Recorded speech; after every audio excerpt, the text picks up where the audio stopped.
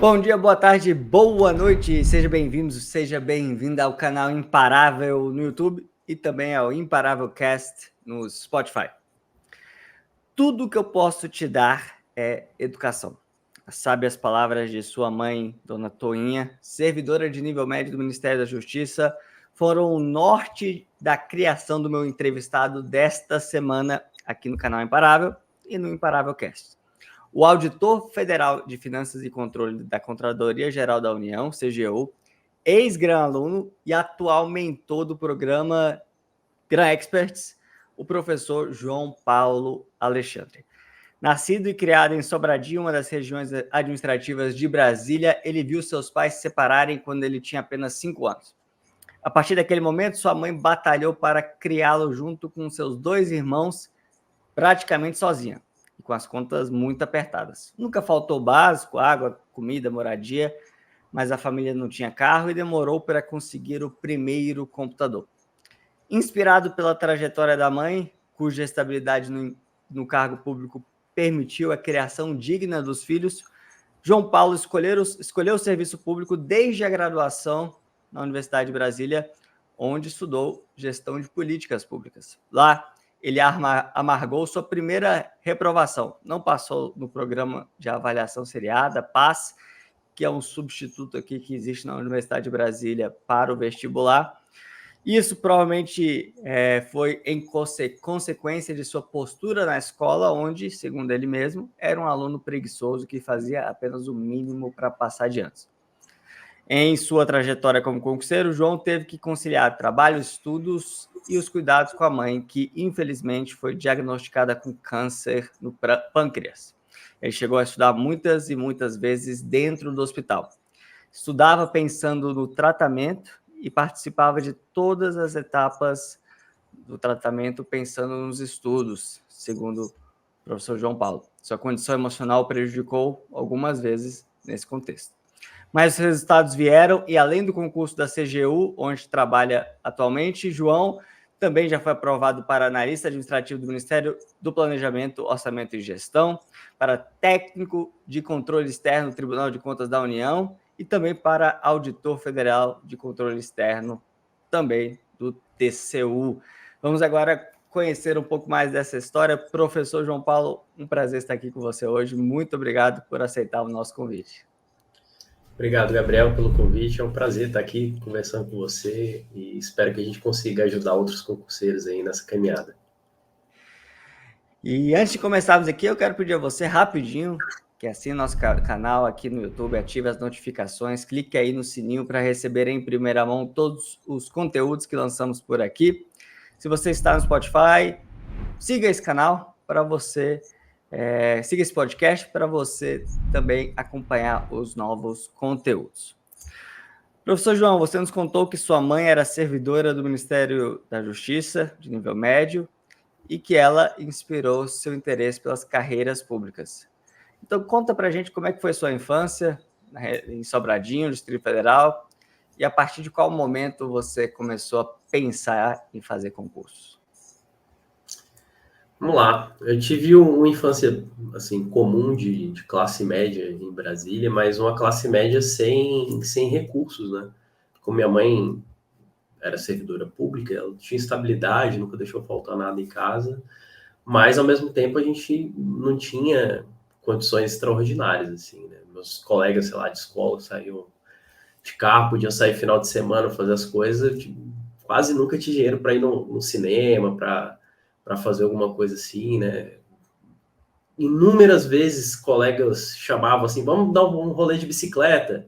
Aqui em Brasília é muito comum, né? E aí eu falo, pô, na hora de lanchar, né, no final da tarde, assim, não tem grana, o pessoal rachava lá para pagar meu lanche, né? Durante a minha educação, eu estudei a vida inteira em colégio particular, né? Mas minha mãe fez um esforço sem tamanho, assim, ela se endividou inteira. Eu terminei a faculdade, ela ainda estava pagando o empréstimo da minha escola e falando sempre isso, né, meu filho, tudo que eu posso te dar é educação. Educação é algo que ninguém nunca vai tirar, e depois vai depender de você fazer alguma coisa com isso. E ela fez esse esforço Eu tive uma educação de qualidade no colégio particular, a duras penas, né, por parte da minha mãe, mas com todos esses desafios aí, né? E aí, quando eu comecei a ter que decidir o que eu ia fazer da vida, né? A gente está ali naquele momento de ensino médio, tendo que resolver o que vai fazer, que curso vai escolher para a faculdade, né? Eu olhava para o lado e todo o exemplo que eu tinha era o exemplo da minha mãe. E foi aí que eu decidi ser servidor público, né? Eu vi o quanto a estabilidade no serviço público tinha garantido para ela, né, condições de sustentar a família, eu, minhas duas irmãs, nesse crescimento, né, nessa infância, mesmo que com algumas dificuldades, e eu decidi que queria isso para minha vida. Né? E aí eu resolvi fazer gestão de políticas públicas já pensando nisso, já pensando em ser servidor público, e foi assim que eu escolhi. Ao mesmo tempo também eu queria uma carreira, né, que me desse condições de ter, coisas que eu não tive a oportunidade de ter na minha infância, né? E aí eu coloquei na cabeça que eu queria ter uma carreira importante, uma carreira de Estado, e foi assim que eu comecei a pensar no serviço público. Você mencionou que não foi um bom aluno, apesar desse esforço grande aí da sua mãe para pagar a sua escola, você fazia, pelo que foi relatado aqui antes, né, o mínimo para passar de ano. Era isso mesmo? Como é que era ali o Era, João Paulo aluno? na escola, assim, até terminar o ensino médio, eu fazia absolutamente o mínimo para passar. Eu não estudava para as provas, eu ficava jogando um truco na sala de aula, porque eu não tinha noção do valor dessas palavras da minha mãe. É coisa de moleque mesmo, né? A gente só começa a ter noção da importância dessas coisas quando a gente precisa. E então, como eu não me sentia, eu acho, desafiado, né? Sei lá, eu vi o pessoal que eram os alunos mais estudiosos mesmo, eu acho que eles tinham outros incentivos, né? Ah, se você passar, você vai ganhar não sei o quê. Para mim não tinha isso, você só tinha uma opção, passar ou passar, né? Então eu não tinha muito incentivo, eu entendia também que reprovar não era uma opção, né? Que eu via o esforço que minha mãe fazia, então eu fazia ali só o mínimo suficiente mesmo para tirar a média, passar e depois ia jogar futebol, tocar guitarra, fazer qualquer coisa ali que fosse mais atrativa para um adolescente, né, do que estudar, até que a vida me mostrou que fora da escola as coisas são muito mais difíceis, né? Eu dei por garantido que eu ia passar no vestibular, no PAS, quando eu terminasse, e não foi assim. E aí, quando eu tomei essa pancada, que eu vi que eu realmente precisava estudar para ir para o mundo, né? Para enfrentar a realidade, ver que o mundo é muito mais competitivo do que a escola, né? Quando que você efetivamente começou a fazer concursos? Foi já na faculdade? Não, eu entrei na faculdade com esse propósito muito claro de ser servidor. Então, eu queria sair de lá o quanto antes. Eu entrei na UNB, que é uma federal, para um curso já voltado para o serviço público, que é a gestão de políticas públicas, mas eu queria terminar logo. Então, eu terminei em 3 anos e meio um curso que era de 4 anos, como aluno de destaque, com mérito. Eu aprendi a estudar de verdade, comecei a me dedicar, porque eu sabia, primeiro, como eu queria um concurso bom, eu precisaria de um concurso de nível superior. Então, a primeira etapa que eu tinha que cumprir era terminar o serviço público. Em segundo lugar, eu queria muito mesmo ser servidor público. Não queria só passar no concurso, eu queria prestar serviço bem, né? Então, fiz uma boa faculdade, tive bons professores, estudei de verdade. E aí eu decidi fazer o quanto antes e começar a estudar. E aí eu formei em dezembro de 2014, estudei 8 meses e passei no meu primeiro concurso, no TCU. Como é que era a sua rotina de estudo para esse concurso? Eu formei e me tornei assim, instantaneamente um desempregado, né? E por decisão. Eu tinha opções de emprego, e se era uma opção, eu tinha que tratar os estudos de forma profissional.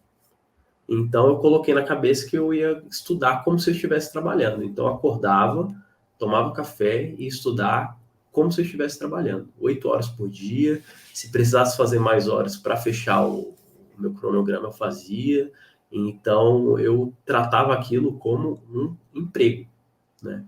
Eu coloquei todas as minhas energias nesse período e eu acho que por isso que eu tive, naquela época, resultados tão rápidos, né?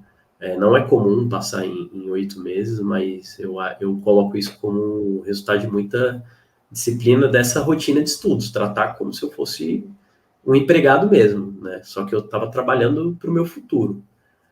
E aí, nesse processo, eu evitava qualquer migué, assim, pegar atestado, ficar enrolando. Então, era rotina de empregado padrão do mês, né? Para botar o quadro na parede de funcionário do mês, porque eu realmente tinha essa rotina de considerar como se fosse um emprego, trabalhar nos estudos ali às 8 horas mais sempre, enquanto passasse. Você passou no TCU, foi nomeado, tempo depois, ficou lá 7 anos. Um cargo de nível médio, mas um cargo de nível médio que paga muito bem, né? Num dos órgãos, os melhores órgãos aí do Brasil. O que te motivou a fazer outros concursos, a ir além? E por que depois de 7 anos? Vamos lá. Eu entrei em dezembro de 2015 no TCU e aí comecei a fazer segunda graduação, mestrado, né, fazer outras coisas. Em 2018 eu fui convidado para fazer um curso de administração aqui no GRAM para o TJ Santa Catarina. Estava fazendo graduação, mestrado e aí eu comecei a ver que esse mundo de concurso ainda não tinha terminado para mim.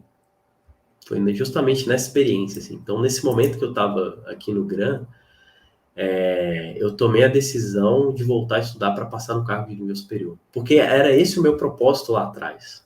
E eu tinha esquecido disso, justamente porque eu estava num concurso maravilhoso, assim, era nível médio, mas paga muito mais que alguns cargos de nível superior, né? Um salário excelente, eu já ganhava mais de 20 mil bruto no TCU, né?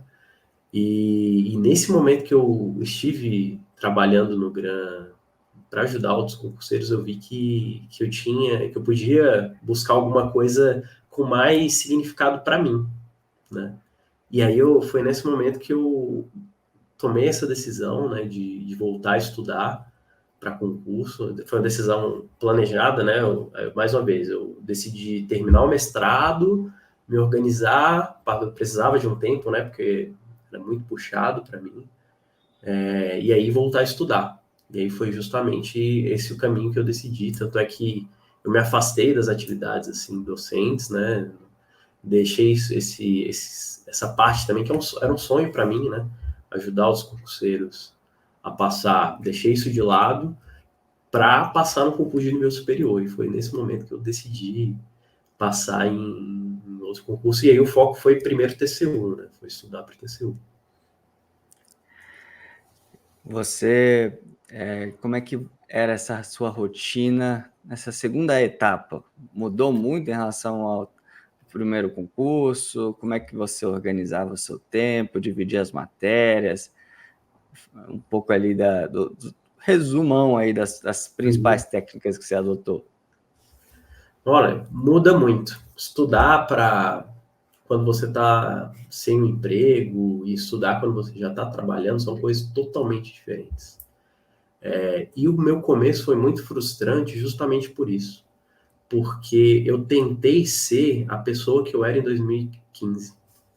E isso me deu muita frustração mesmo, assim, porque eu tentava imprimir o ritmo que eu tinha e eu não conseguia, porque eu tinha que trabalhar, tinha que cuidar da casa, tinha outras funções que eu não tinha quando eu era desempregado e minha única tarefa era estudar para concurso, né? Então, eu precisei primeiro me adaptar a isso. Nos primeiros meses, assim, eu sofri muito. Cheguei a pensar em desistir, assim, nesse começo, porque eu falei, putz, eu não dou conta mais. Né? Assim, passaram os anos aí, tô mais velho, não dou mais conta de ficar tanto tempo sentado, estudando, não sei o que está acontecendo, até eu entender que, na verdade, era outro momento de vida, né? A gente tem que equilibrar essas responsabilidades. abrir mão de coisas, né? Sei lá, quando eu estava desempregado, eu não podia viajar. Tendo um salário, tendo férias, eu podia tirar férias legais, né? Conhecer outros lugares e tive que abrir mão disso, né? Para poder estudar e são escolhas, decisões que acabam influenciando, sendo difíceis, né? E aí quando eu entendi isso, eu comecei a criar mesmo uma rotina de estudos. Eu falei, não, beleza, então o que eu tenho que fazer? Estudar com disciplina por um período maior de tempo. Eu vou fazer isso. Separei o horário mais produtivo do meu dia, que era o período da manhã, coloquei ali as primeiras horas do meu dia para estudar, então eu acordava, tomava café, começava a estudar, estudava ali 3 horas por dia para conseguir ir avançando as disciplinas, como eu depois ia trabalhar, ia fazer minhas rotinas do dia, né, minhas obrigações. E aí fui criando estratégias, né, testando algumas coisas para ir melhorando esse desempenho. Já que eu tinha menos tempo, eu tinha que ser mais eficiente. Então comecei a testar formas de revisão, formas de resumo, como era o melhor tipo de resumo que eu ia fazer, o que tinha mais resultado para mim, quais eram as melhores aulas, né, a lógica ali dos estudos. E aí eu fui construindo essa trajetória aos pouquinhos, diferente do que eu fiz, né, antes. Aí eu aprendi que disciplina e consistência entregam muito resultado também. Quando que sua mãe, sua grande inspiradora, sua grande referência, descobriu o câncer? E como que foi isso para essa nova jornada que você estava enfrentando? 2022, a gente teve o concurso TCU e o da CGU muito perto, né? E o concurso TCU tinha 2 etapas. A primeira etapa objetiva, e aí depois quem se classificasse passava para a fase discursiva, né? Eu fiz essa primeira etapa, TCU, uma semana depois teve a CGU, fiquei numa posição que não era boa, assim, fiquei na dúvida ali naquele limite, se passava ou não para a segunda fase. Comecei a estudar de qualquer forma e na primeira semana, assim, tava em casa, assim, domingo à noite, e minha mãe mandou mensagem: quero que você venha aqui em casa amanhã. Aí eu, não, me liga, fala o que é, não me deixe preocupado. Ela, não, você tem que vir aqui presencialmente. E aí foi quando eu fui lá, ela tinha passado mal um dia assim, foi no médico sem falar com ninguém, tinha feito o exame e detectado um câncer no pâncreas já em estágio avançado, né? E aí isso foi no meio disso tudo, né? Eu sabia que estava nesse processo de preparação para o TCU, né? Para a segunda etapa, e foi quando veio essa notícia.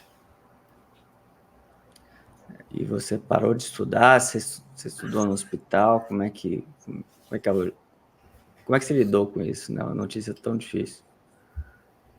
É uma notícia, assim, que muda tudo na nossa vida, né? Porque tem muito medo, tem muita dúvida, né? A gente para de acreditar, assim, duvida de muita coisa do que a gente acredita nesse momento. Minha mãe sempre foi uma pessoa muito alegre, muito devota, muito dedicada às outras pessoas, em fazer o bem para o outro, né? E vendo esse momento, né, eu comecei a me perguntar, né? E aí, o que é da vida, né? O que é a vida? Por que a gente... Por que eu vou ficar gastando meu tempo, me dedicando para uma prova, se a vida pode colocar a gente, assim, em dúvida e colocar a vida para terminar tão rápido, né? Assim, quando a gente menos espera, no momento que estava tudo bem, a gente tinha saído, estava acabando ali a pandemia, estava começando a ver as pessoas, né? Abraçar. Passei muito tempo sem abraçar minha mãe, né? Cuidando, com medo de que ela pudesse, sei lá, pegar uma Covid e falecer. E nesse momento acontece isso. Eu coloquei muito em dúvida e falar, putz, não vou gastar mais nenhum segundo estudando e vou viver, sabe? E nesse momento eu falava disso com ela, com a Vanessa, que é minha companheira, e minha mãe falava: meu filho, não desiste do seu sonho. Você se dedica muito, né? Você se dedicou muito já para chegar nessa segunda fase, para estar aqui onde você está, brigando. Não desiste, vai. Seu sonho é ser auditor. Eu sei que você vai ser auditor. Eu acredito em você. E ouvir essas palavras, né, da minha mãe, que estava lutando pela vida, fazendo quimioterapia, fazendo vários procedimentos cirúrgicos, me deixou numa posição até de obrigação moral, assim, de não desistir. Tá? Como é que eu vou desistir do meu sonho se minha mãe não tá desistindo, né? Ela tá lutando, fazendo tudo que pode, passando por um processo tão difícil para sobreviver, e eu vou desistir do meu sonho, assim, tão fácil. E aí, com isso, eu encontrei forças mesmo para ter disciplina, sabe, Gabriel? De continuar estudando todos os dias. Eu tinha metas de estudo e que eu tinha que cumprir, e para cumprir, muitas vezes eu tinha que estudar no hospital. Então, assim, minha mãe estava internada, levava um notebook, ficava ouvindo as aulas, assistindo, lendo, fazendo ali a preparação, né? Algumas vezes eu tive que, assim, fechar o computador, sair correndo para chamar a enfermeira para ajudar, estudando no escuro com o celular, né? E, assim, minha mãe dormindo, né, para não atrapalhar ela, pegava o celular, assim, ficava segurando e lendo alguma coisa, às vezes vendo um vídeo. Então foi um momento de esforço mesmo. Não tive o resultado que eu imaginava, porque o resultado que todo concurseiro quer é aprovação nas vagas, né? Eu fiquei classificado, estou no cadastro reserva, e sinceramente, nesse cenário todo, assim, que estou considerando tudo que eu passei, porque eu cheguei na prova com um emocional muito abalado e eu não sabia disso. Eu só percebi na hora que eu peguei a prova, eu li a prova 2, 3, 4 vezes, não conseguia ler, entender o que estava escrito, sabe? Nessa situação toda de estresse, provação, que eu entendi que talvez a maior vitória que eu tenha tido nos concursos tenha sido classificar essa prova. Porque o meu caminho mais fácil era ter desistido, era não ter conseguido fazer nota ali na hora, era ter desesperado e nessa hora que eu não consegui ler o que estava escrito na prova, ter parado e ido embora, né? Eu já estava no final mesmo. Ter me classificado, ainda que eu não esteja, não tenha ficado nas vagas, ainda tenho esperança e chance, né, de ser chamado, o concurso tá vigente aí. Eu acho que talvez essa tenha sido minha maior vitória nos concursos, assim, sabe? Para mim tem um valor talvez até mais especial que outros cargos que eu fui aprovado. Você também foi aprovado e nomeado na CGU, e esse cargo você já exerce hoje. Sensação de dever cumprido ou só se o TCU te nomear? Cara, CGU é um concurso que, assim, você fala, aposentei a caneta. Sinceramente, porque é justamente essa sensação mesmo, dever cumprido. Eu até falo com os alunos da mentoria, né, quando a gente está chegando perto da prova, o sentimento que você tem que ter quando você está chegando na prova é que você fez tudo que você podia fazer até aquele momento, assim. E tudo que eu podia fazer, que estava no meu alcance, eu fiz para chegar nessa prova da CGU e tá aprovado hoje, fui nomeado, trabalho num órgão que é extremamente reconhecido, tem um salário extremamente competitivo, eu faço atividades que impactam efetivamente o serviço público, sou reconhecido lá dentro, né? Te dá muitas oportunidades de crescimento, né? Com um pouco tempo de casa aí, eu já tenho a oportunidade de ter posição de liderança, né? Já viajei para o Brasil e para fora também, para trabalhar, né, para dar palestra em nome do órgão. Então, é um cargo, assim, que dá orgulho, assim, de bater no peito e falar, putz, eu sou auditor da CGU, né? Então, assim, se o TCU me chamar, claro que eu vou ficar extremamente feliz, né? Mas ser nomeado na CGU já é uma conquista gigantesca para mim, cara. Aí sim, aí eu me conectei com aquele propósito que eu tinha lá no começo de ser servidor público, entrar na carreira de nível superior, conquistar uma coisa legal. A CGU me deu isso. Assim, cumpriu o meu propósito. Eu posso dizer com muita tranquilidade que eu realizei um sonho estando na CGU, né? É uma das carreiras que o pessoal chama ali de ciclo de gestão, né? E eu fazia gestão de políticas públicas querendo ser EPPGG. Como não teve concurso, então, estando na carreira da CGU, eu considero que meu sonho está realizado. Como é que o GRAN te ajudou nessa jornada? Primeiramente, foi nesse momento de decisão de que eu poderia ser mais do que eu era, de me desafiar, sabe? Estando aí, né, na equipe do GRAN, eu acho que foi um momento crucial de decisão para voltar a estudar. E aí, tem um fator que é muito importante, que é sempre se preparar com os melhores, né? E aí eu sempre vi muitas aulas ali do Anderson, de AFO, né? Do Léo Murga. E toda vez que eu encontro o Léo Murga, eu agradeço ele. Porque na CGU, por exemplo, eu tirei nota de corte, porque eu não estava estudando para a CGU. E eu ganhei mais de 100 posições. Então eu saí assim, da rabeira para estar nomeado hoje. Né? Então eu ganhei, sei lá, 115, 117 posições na discursiva.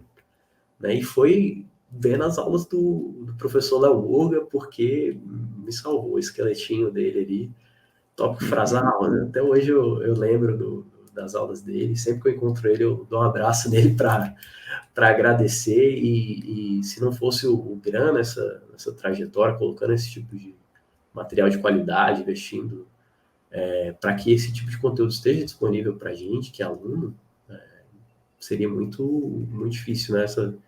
Essa caminhada aí de concurseiro e com muito material de qualidade, né? As revisões de véspera também, eu sempre assistia essas aulas que são online, né? Porque essa veia social do GRAN é muito importante, não só para as pessoas também, né, que estão em condição, sem condições de pagar por um material ali de qualidade, mas para quem está estudando de verdade, pegar esses materiais, estudar também, isso ajudou muito, muito mesmo. Eu sempre aproveitava tudo que dava ali para me preparar para conseguir essa nota, mas eu acho que o destaque fica aí com esses dois momentos, assim, né?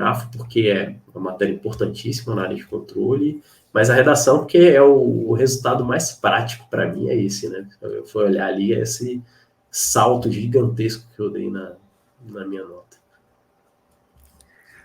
Professor João, a sua mãe se recuperou? Infelizmente, não. Ela foi fazer a cirurgia, né, de retirada do tumor e não se recuperou da cirurgia, né? Ela faleceu e eu acho que isso é uma das coisas que mais me dói nesse mundo de concursos, ela não ter me visto tomar posse como auditor. Eu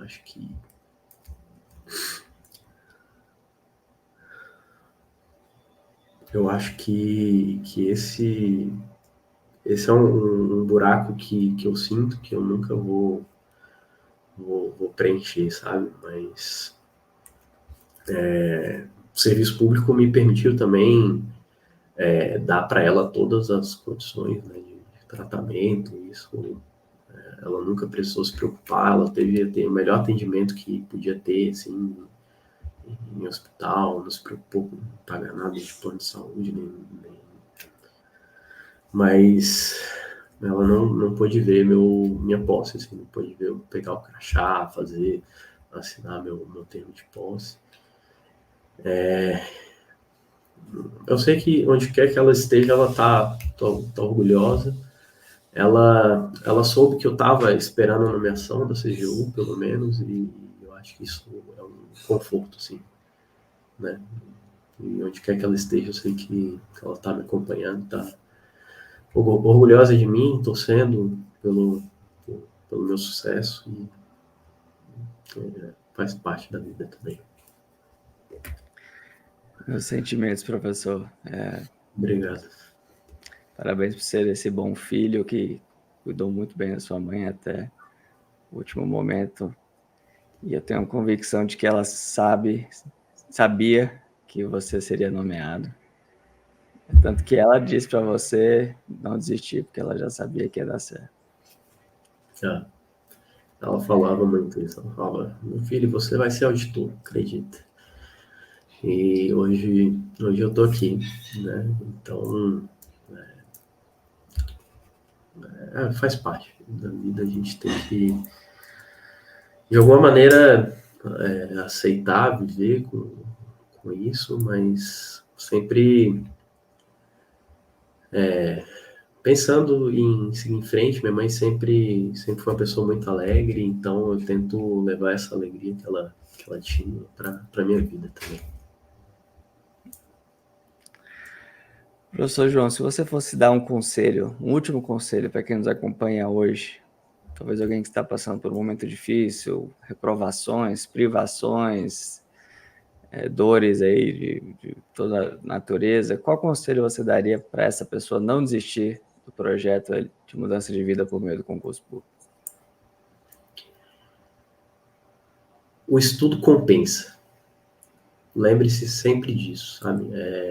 Estudar vale a pena. Vai ter momentos que você vai achar que não, que tem coisa melhor para você fazer, mas ser servidor público vai te dar coisas maravilhosas. E para isso, a única coisa que você tem que fazer é ter disciplina. Acho que essa é a coisa mais valiosa desse processo de estudar para o concurso, é fazer o que tem que ser feito todos os dias, enquanto for necessário. Eu acho que essa disciplina é o que me fez passar em todos os cargos que eu fui aprovado, e é o que eu tenho certeza que muitas pessoas fizeram para serem aprovadas também. A gente conversa com muita gente aí, depois que a gente passa, né, a gente conhece vários casos de sucesso, e nenhuma pessoa que eu conheço que foi aprovada em concurso de alto nível dispensou a disciplina. Todo mundo fez o que tinha que ser feito, fez enquanto precisava fazer, até passar. Então, tenha disciplina, acredite que o estudo compensa, e só desista quando você passar.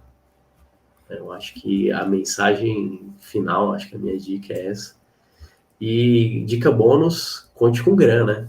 Aqui no GRAN a gente está sempre buscando ajudar os nossos alunos, né?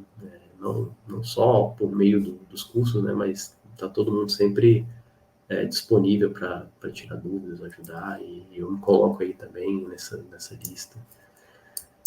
Aqui à disposição também, se precisar. Professor João, muito obrigado pelo seu tempo, pela conversa. Foi um prazer conhecer um pouco mais da sua história. Muito obrigado pela parceria aqui no GRAN, como mentor aí de vários alunos. Muito elogiado, muito querido. Muito obrigado. Obrigado, Gabriel. Espero ter contribuído aí com a trajetória de outras pessoas. É um prazer. E muito obrigado a você que nos acompanha aqui no canal Imparável. Mais uma vez, peço-lhe que siga o nosso canal, ative as notificações aí no YouTube, se você estiver no YouTube, clique no sininho, deixe seu like, deixe seu comentário, ou siga esse podcast no Spotify e outras plataformas de streaming. Muito obrigado, fique com Deus, tchau, tchau.